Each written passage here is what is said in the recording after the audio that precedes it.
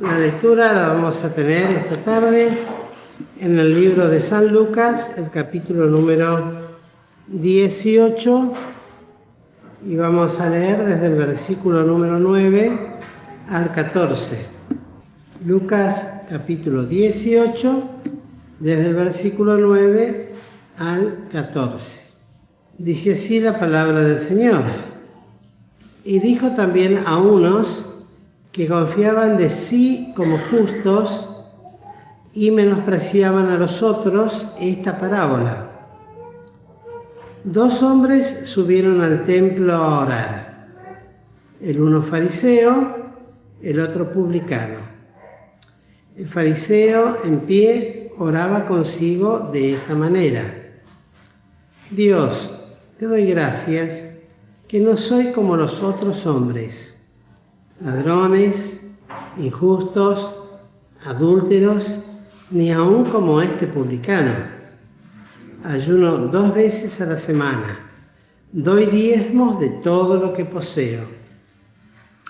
Mas el publicano, estando lejos, no quería ni aun alzar los ojos al cielo, sino quería su pecho diciendo: Dios, sé propicio a mí, pecador.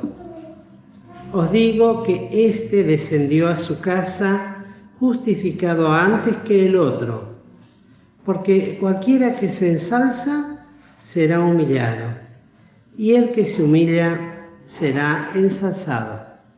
Aquí la palabra del Señor, una parábola muy conocida, muchas veces enseñada, explicada, aplicada, y que lo hemos estudiado también en la escuela dominical cuando hemos estudiado la vida del Señor Jesús en forma hilativa, prácticamente pasaje por pasaje, pero son pasajes que siempre conviene repasarlos porque, por sencillos que sean, la dificultad se pone en la práctica de los mismos. Hay pasajes que son muy sencillos de entender, como el de este caso, pero la dificultad realmente radica en toda la lección práctica que Cristo ha de transmitirnos y transmite, y que tiene que ver con la humildad, la misericordia, y así finaliza este pequeño párrafo de una parábola que el Señor utiliza. Las parábolas, ustedes recordarán, para refrescarlo, por alguno no lo sabe, son ejemplos tomados de la vida cotidiana, de hechos reales que se hubieran observado o visto, o que se practicaban cosas. Y lo que aquí describe del fariseo realmente yo creo que era algo textual, no es algo imaginativo que el Señor, tal vez para dar a veces otras aplicaciones, utilizaba otras figuras, sino que aquí es algo que sería muy común y visto, pues así después el Señor los confronta muy fuertemente al atar largas filacterías en sus ropas, con campanitas y no con campanitas, con pedacitos de texto, y también me parece que se ponían cosas que llamaban la atención para que todos supieran que iba la santidad andando, ¿verdad? Y que eran el ejemplo. Y lo describe tal cual. En primer lugar, al decirnos que oraba en pie. Una costumbre que un judío temeroso de Dios, siervo de Dios, como podría ser un sacerdote, oraba generalmente postrado, con su rostro en tierra, y lo hacían realmente humillados delante de Dios. Ya eso de orar en pie solamente nos habla de una actitud muy soberbia en sí mismo, pues no encontraba en él motivo para estar doblado de rodillas. Entre muchas cosas que hemos oído a través de los años, también existen creyentes que no se arrodillan para orar, pues consideran que no es necesario, que las rodillas tienen que ir por dentro, Y la realidad es que Cristo se arrodillaba para orar y enseña que esa debe ser la actitud.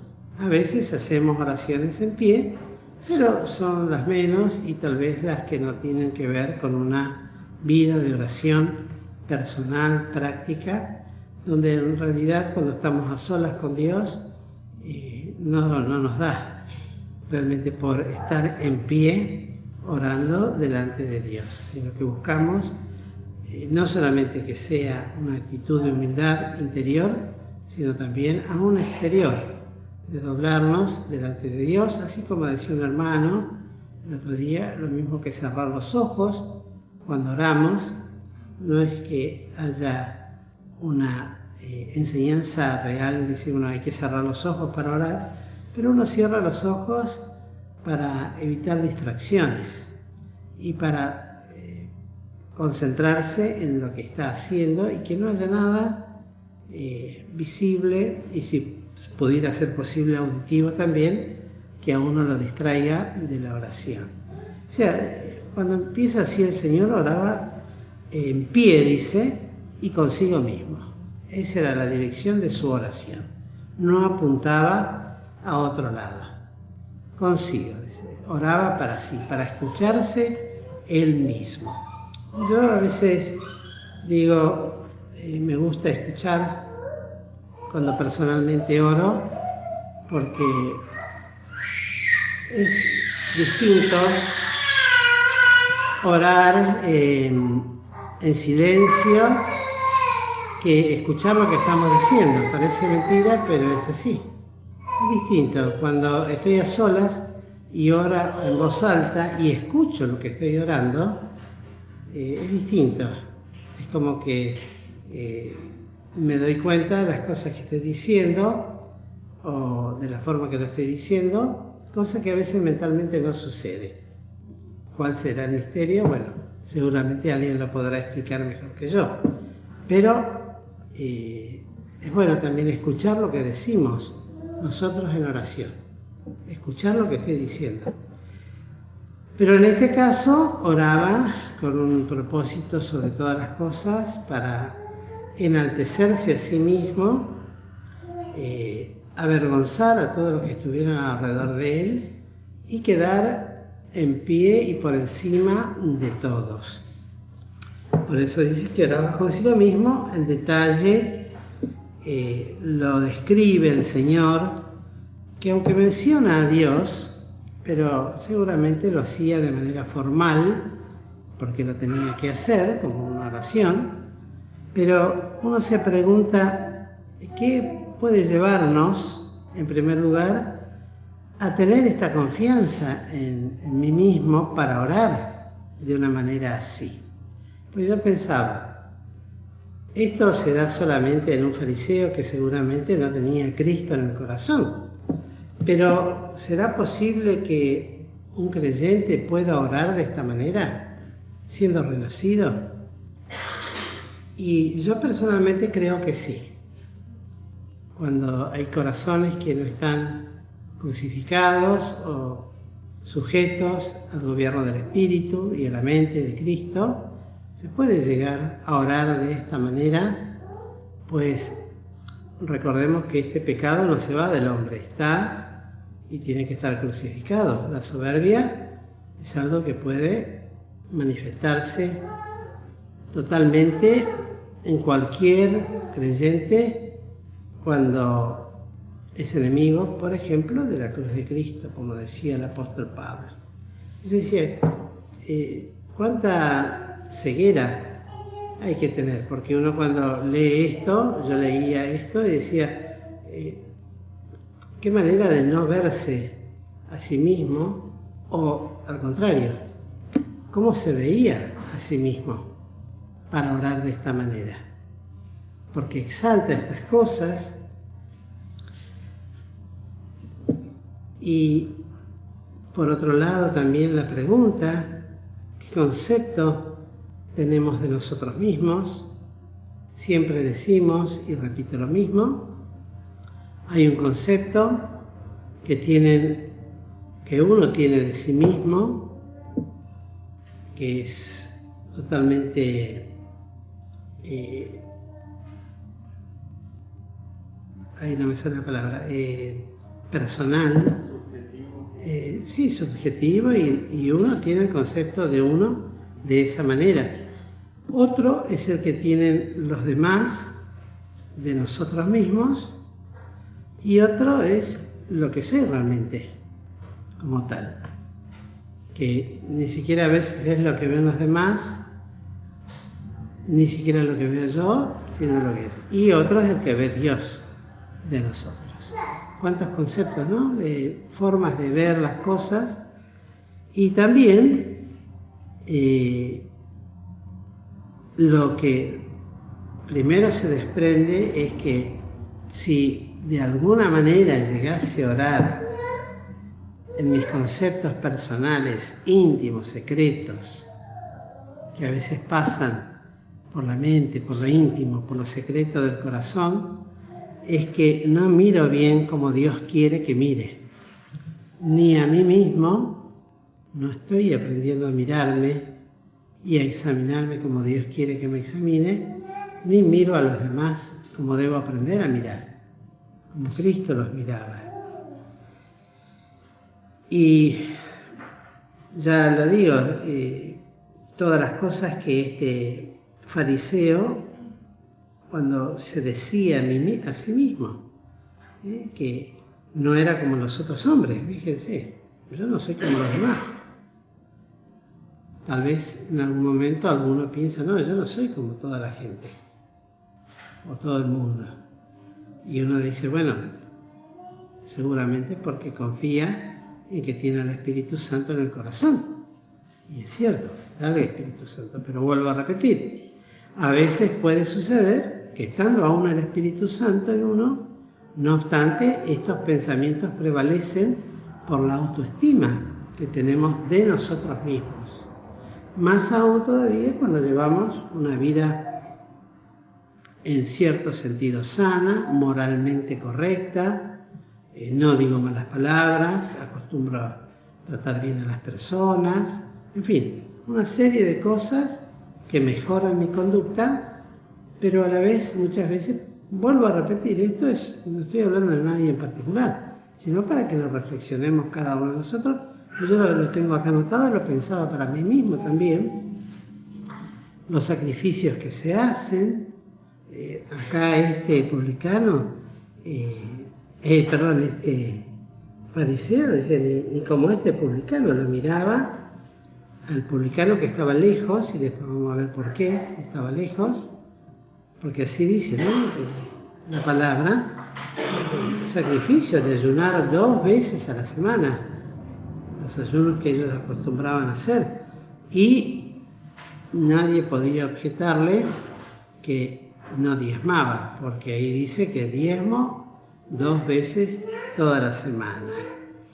Y por otro lado estaba el publicano, que bien se sabe, eran de las personas en Israel, creo que, no sé si no me equivoco, Enrique había leído hace poco, ¿no? Una definición de los publicanos, que hoy lo estaba leyendo y bueno, esto lo leyó el hermano. Eran considerados lo más bajo, lo peor. Y existían 2 clases de publicanos. Estaba el que era el jefe de los publicanos, que era el que finalmente recibía toda la recaudación y que estaba tenido entre los príncipes, entre los más importantes, y después estaba el publicano de campo raso, por decirlo de esta manera, que era aquel que tenía que tener la tarea de recolectar y tratar y cobrar y perseguir y bueno, también. Bueno, a esa clase era el publicano del que aquí habla el Señor. De las 2 categorías, el más bajo.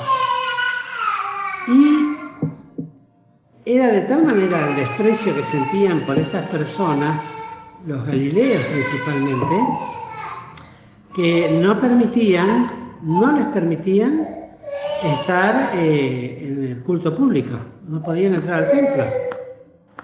Y generalmente en el templo había una serie de gradas donde había que llegar hasta el lugar donde se hacían las oraciones, y ellos ni siquiera podían estar en esas gradas, Tenían que estar de lejos. Por eso la palabra dice acá, mas el publicano estando lejos.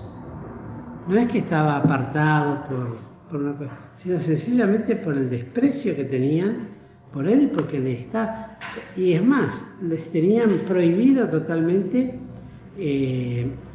hacer, por ejemplo, declaraciones en cuestiones jurídicas. No podían hacer declaraciones.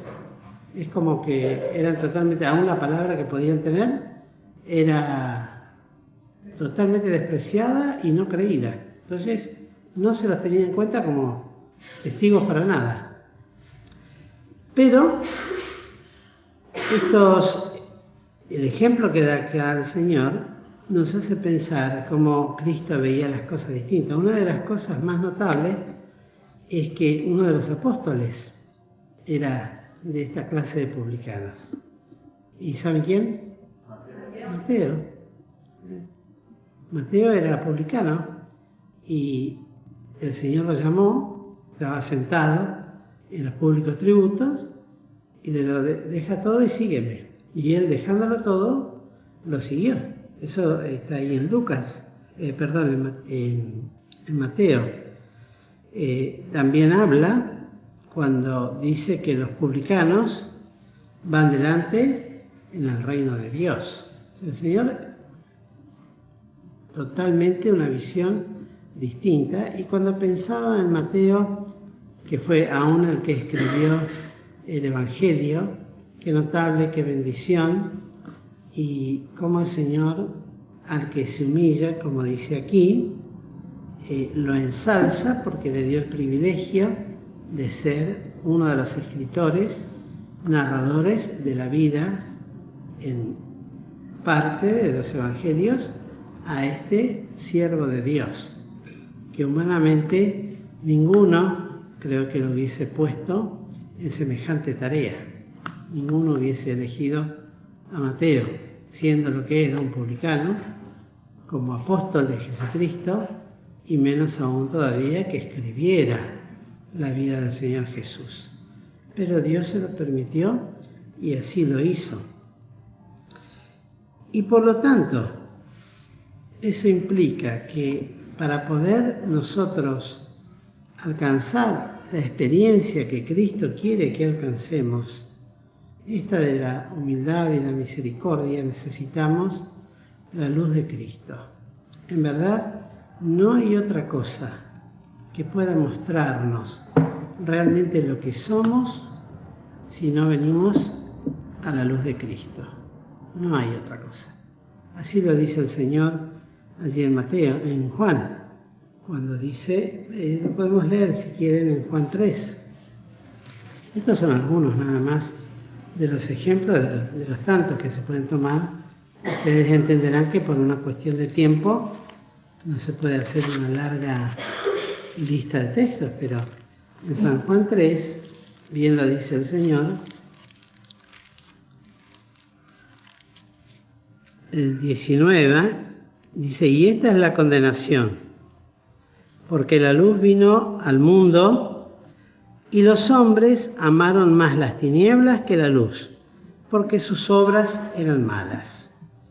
Porque todo aquel que hace lo malo aborrece la luz y no viene a la luz, porque sus obras no sean redargüidas. Mas el que obra verdad viene a la luz para que sus obras sean manifestadas, que son hechas en Dios. Habría mucho para decir con respecto a estos versículos, pero qué condenación. No de la vida eterna, por supuesto, eso desde ya, que no tiene a Cristo se va al infierno.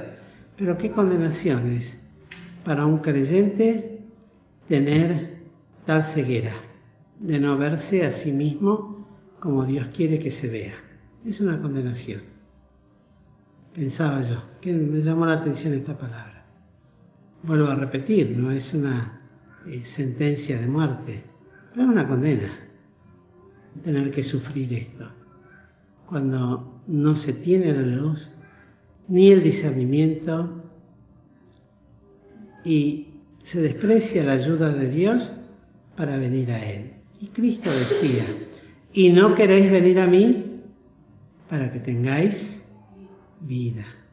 Qué importante, por lo tanto, es que como hijos de Dios, vengamos al Señor frente al trono de su gracia y busquemos esta luz, que es la luz que desciende del cielo, es de Dios. No hay otra luz con la que podamos ver lo que realmente cada uno de nosotros es. Podemos llegar a vivir toda una vida de engaños, toda una vida de engaño,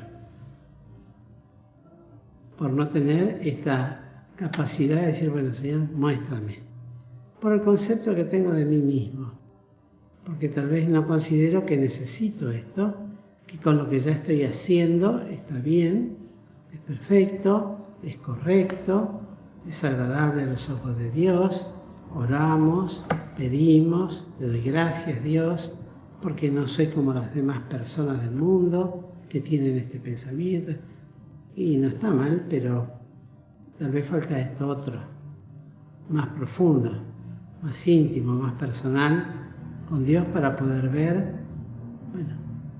que hay cosas que las he venido arrastrando toda mi vida y notablemente no las pude ver hasta ahora. No las vi. Por el concepto que tengo de mí mismo, porque creo que las cosas se tienen que hacer así y punto, y en eso soy terminante y conclusivo y necesito. Y la actitud de este otro personaje, que no se da el nombre acá porque es una parábola, pero que nos habla de alguien que estando lejos, dice la palabra del Señor, que ni aún alzaba, dice, estando lejos, aceptando la condición que le tocaba, resignadamente. Pero, a pesar del oficio que tenía, no obstante, acá el Señor lo demuestra como una persona adorante y que buscaba a Dios. Y estando lejos, porque no podía acercarse, no obstante dice que no quería, fíjense esto, ni aún alzar los ojos al cielo. Ni alzar los ojos al cielo. No es que iba a ver a Dios, porque a Dios nadie le vio jamás. Y si se ha mostrado en algún momento, fue lo que dice la palabra de Dios en algunas oportunidades. Pero está hablando de una profunda humildad. No puedo levantar los ojos al cielo sabiendo que allí mora el Eterno. No soy digno, ni siquiera, fíjense, Juan decía, del cual no soy digno de desatar la correa de los zapatos. Y hablaba de la persona del Señor Jesucristo. Bueno, este publicano ni alzaba sus ojos al cielo. Ni alzaba. Y ellos tenían la costumbre también, ¿no?, de orar con las manos extendidas hacia arriba y levantando los ojos al cielo. Algunos dicen, no lo describe, creo, la palabra de Dios en muchas oportunidades. Y este no. Y luego nos dice, sino que hería su pecho. Se golpeaba el pecho. En una actitud, de mucha humildad. Y decía, sé propicio a mi pecador. No podía presentar nada de justificación delante de Dios. No había nada en él que pudiera ser justificable, porque podía haber dicho, Señor, tú ves que no puedo ni levantar los ojos al cielo, porque tú estás en el cielo, y ni me acerco porque así me lo han impuesto, pero tú ves que igual me acerco hasta tu templo. Eso lo dicen otros, lo decimos nosotros. Pero él hería su pecho y decía, sé propicio. Y lo que él veía era su gran necesidad. Ni siquiera pensaba en el fariseo, que a voz en cuello y desde lo alto lo estaba humillando como persona. Ni lo menciona. No podía pensar en eso cuando tenía este momento de oración delante de Dios, y lo hace con tanta humildad, que luego el Señor entonces, aplicando esta parábola, diga: de cierto os digo, que éste descendió a su casa justificado, porque el que justifica es Dios, antes que el otro. El otro iba a poder estar en esa actitud toda la vida y nunca iba a poder bajar justificado, porque no había nada que lo pudiera justificar, ninguna de estas cosas. Es largo para decir, ¿no? Pero luego dice: entonces, así que cualquiera que se ensalza será humillado.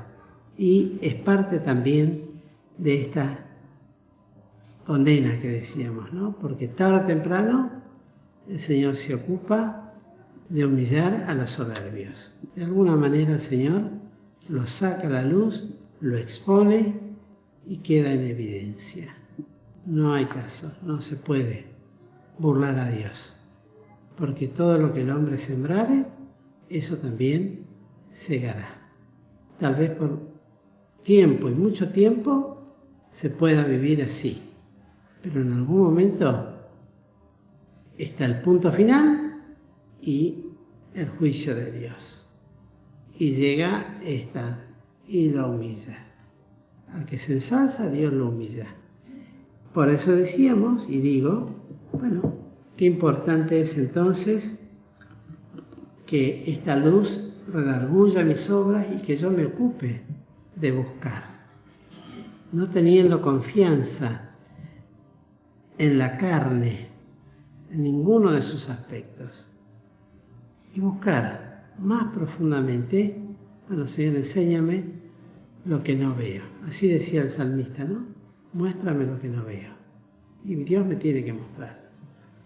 No tenemos idea nosotros de la cantidad de cosas que Dios ve y nosotros no vemos en nosotros. Si alguno dice: si yo veo todo lo que Dios ve, bueno, que levante su mano y pida perdón, porque se está equivocando.